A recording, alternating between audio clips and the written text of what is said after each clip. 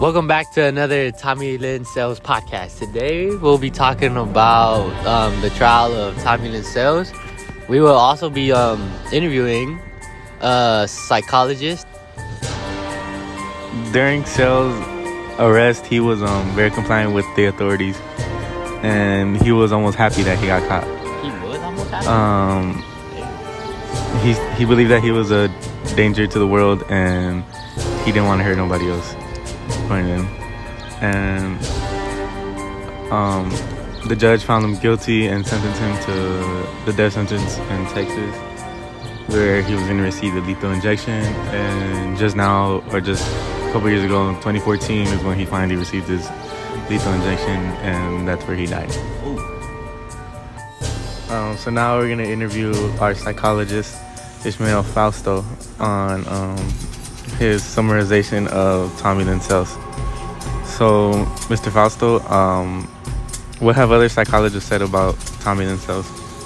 So, as we know, at the age of 13, Lynn Sells had a test and examined, and the other psychologists said that he had an antisocial personality disorder.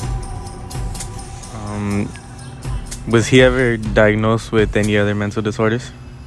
Along with an antisocial disorder, he had a comorbid borderline disorder and a bipolar disorder. At the time, did Sells ever get treatment for any of these disorders? He went to rehab, but eventually he would escape and just leave.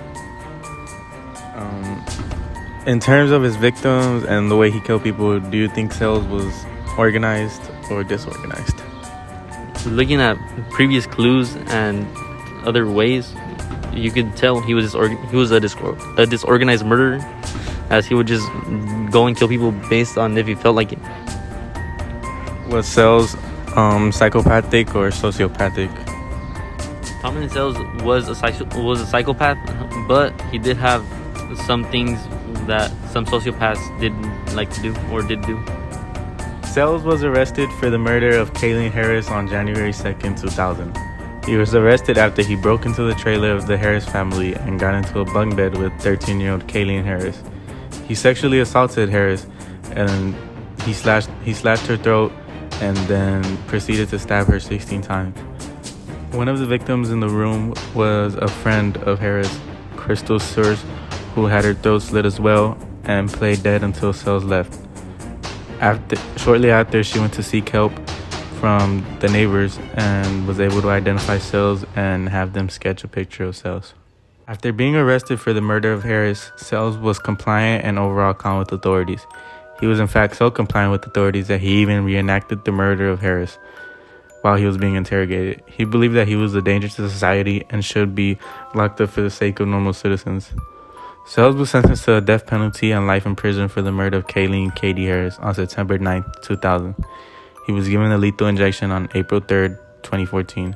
With his death in 2014, that was all for the Coast to Coast Killer.